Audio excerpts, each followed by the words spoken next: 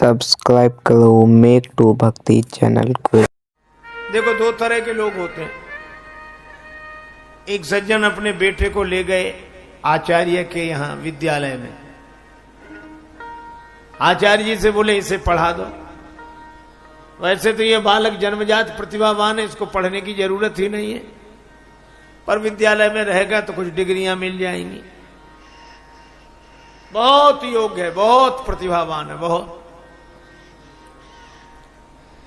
ठीक है, भर्ती करा दो। आचार्य भी समझे गजब का पिता है, ऐसा अभिमानी आदमी हमने नहीं देखा। 2 महीने बाद वही पिता फिर आया, मेरे बेटे का क्या हाल है? उसमें 100 में 100 गुण होने चाहिए, बड़ा योग्य है, जन्मजात प्रतिभावान है।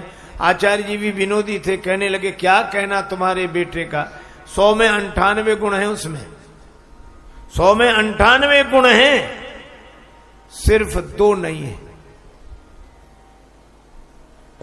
तो पिता ने आश्चर्यचकित होकर बोला 98 तो है, पर 2 कौन से नहीं है? 98 गुण तो हैं, 2 कौन से नहीं हैं? 2। आचार्य जी बोले कि पहला तो गुण इसमें ये नहीं है, क्या का इसमें इसके खुद की अकल है नहीं, 1। दूसरा, आचार्य जी बोले हमारी मानता नहीं है, बस बाकी सब है इसमें। अकल है नहीं, आंख हो नहीं, आंख वाले की माने नहीं। अंधई अंधा ठेलिया दून्यू कूप पड़ंत। अंधा अंधे को ठेल रहा है।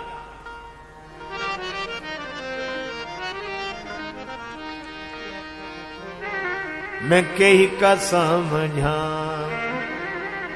सब जग अंधा, मैं कही का समझा सब जग अंधा, मैं कही का समझा सब जग अंधा, मैं कही का समझा सब जग अंधा, मैं कही का समझा सब जग अंधा, मैं कही का समझा सब जग अंधा, मैं कही का समझा।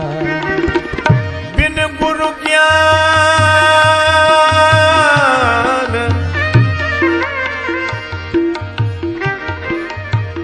कहत कबीर सुनो भाई साधो।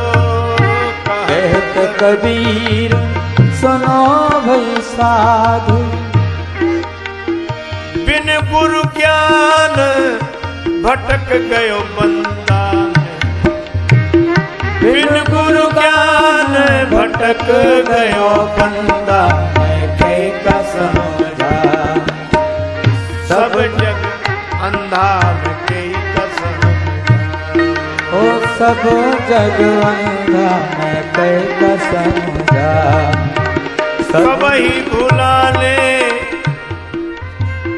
सब ही भुलाने पेट के धंधा, मैं कही का समझा सब जग अंधा, मैं कही का समझा सब जग अंधा, मैं कही का समझा।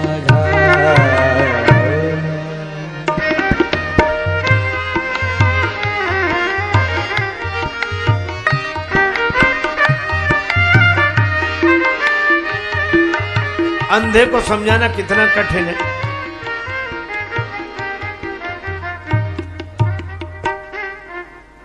एक आदमी कह रहा था कि महाराज अंधेरे में कुछ नहीं दिखता।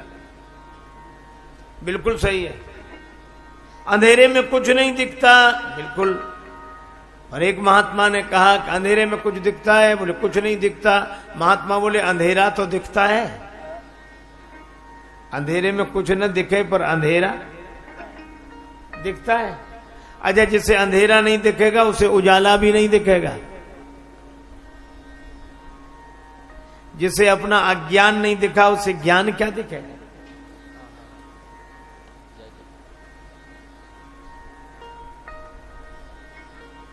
एक बार एक भिखारी गया भिक्षा मांगने। भंडारे में उसे मिली खीर, बड़ी स्वादिष्ट लगी। लौट कर आया तो उसका साथी था अंधा, और भैया तुम हमको नहीं लेकर गए, कहां चले गए थे, और हम थोड़ा इधर गए तब तक तुम चले गए, चलो खैर चले। क्या मिला खाने को? तो आंख वाला बोला खीर मिली। खीर? खीर? अंधा बोला खीर कैसी होती है? खीर नहीं जानते ना? कैसी होती? का सफेद सफेद होती। अब उसने कहा ये सफेद सफेद कैसा होता, समझाओ। एक ज्यादा समझदार थे, बोले हम समझाते हैं, हमसे पूछो। हाँ खीर, हाँ कैसी होती खीर? सफेद सफेद। सफेद सफेद कैसा होता? बोले जैसे बगुला। अब उसने बगुला भी नहीं देखा। बगुला कैसा होता? लाओ तुम्हारा हाथ। हाथ पकड़ा, अपना हाथ ऐसे टेढ़ा किया और उसका हाथ ऐसे घुमाया। ऐसा होता है बगुला, ऐसा सफेद सफेद, ऐसी खीर। तो अंधा क्या कहता? बाप रे, बड़ी टेढ़ी खीर रही होगी ये तो। अब बोलो, खीर कभी नहीं समझ सकता। अच्छा अंधे से कहो प्रकाश होता है, कैसे समझे वो प्रकाश को? अगर प्रकाश होता है तो उसकी आवाज सुनाओ। अरे उसमें आवाज नहीं आती। तो हाथ से छू कर देखेंगे प्रकाश ऐसा, अरे उसे छुआ नहीं जा सकता। तो सूंघ कर देखें उसकी गंध कैसी होती, का सूंघा नहीं जा सकता। तो स्वाद लें तो उसका स्वाद नहीं लिया जा सकता। तो अंधा बोला तब होता ही नहीं है प्रकाश। कैसे समझाओ? भगवान बुद्ध ने कहा कि तुम इसे समझाने की बजाय किसी योग्य वैद्य के पास ले जाते और वैद्य उपचार करता और इसको आंखों की रोशनी मिल जाती, तब ये जरूर कुछ समझ लेता। ऐसे ये समझ नहीं सकता। मैं भी आपसे कह रहा हूं कि दो ही हम में सारी विशेषताएं हैं, दो नहीं हैं। खुद की अकल है नहीं और अकल वालों की हम मानते नहीं। सती जी ने कुछ कहा नहीं, पर शंकर जी समझ गए। और शंकर जी ने कहा सुनो सती, ऐसा संशय मत करो। मुनि धीर जोगी सिद्ध संतत विमल मन जय ध्यावई। मुनि धीर जोगी मन जन गाधावई।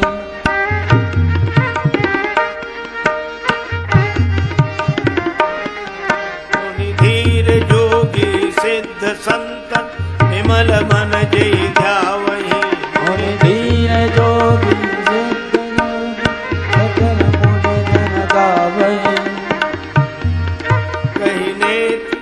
कही नेति निगम पुराण आगम जासु कीरति गावई। ओ जासु कीरत गावई। ओ जासु कीरत गावई।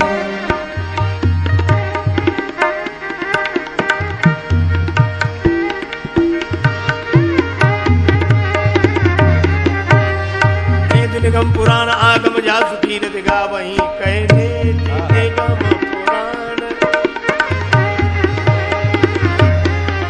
मुनि धीर जोगी सिद्ध संत।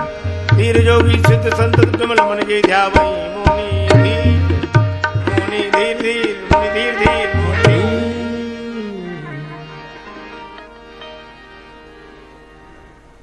हे सती, राम जी भगवान है, धैर्यवान मुनि इनका चिंतन करते हैं। सोई मम इष्ट देव रघुवीरा, सेवत जाहि सदा मुनि धीरा। भगवान शंकर बिना पूछे सब बता देते हैं, तो भी सती जी को भरोसा नहीं हुआ। शंकर जी भी समझ गए कि मेरे समझाने से भी सती जी नहीं समझ रही है, और मुझे कई बार लगता है कि समझाने वालों को ही समझ लेना चाहिए। शंकर जी ने कहा कि तुम्हें अधिक संदेह हो तो परीक्षा ले लो, और सती जी परीक्षा लेने के लिए राजी हो गई।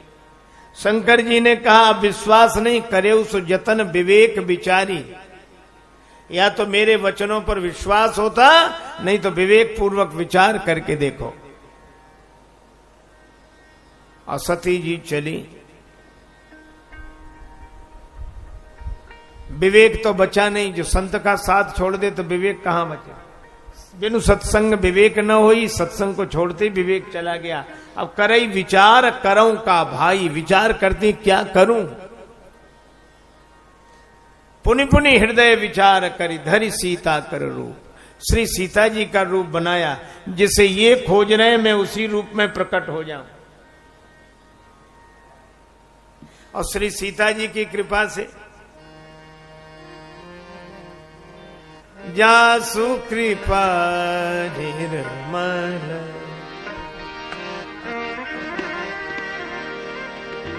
निर्मल मति पावहु जासु कृपा निर्मल,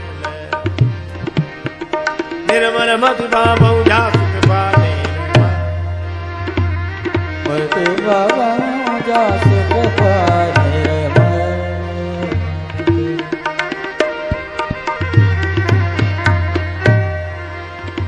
निर्मल मति पावहु जासु कृपा निर्मल, मति पावहु जासु कृपा निर्मल, जासु कृपा निर्मल, निर्मल मति पावहु कृपा निर्मल, कृपा निर्मल, कृपा निर्मल, कृपा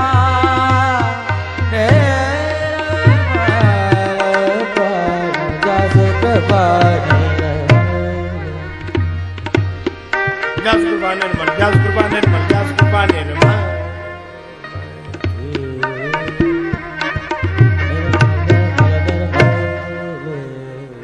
जिसकी कृपा से निर्मल मति मिलती हो वो है श्री जानकी जी।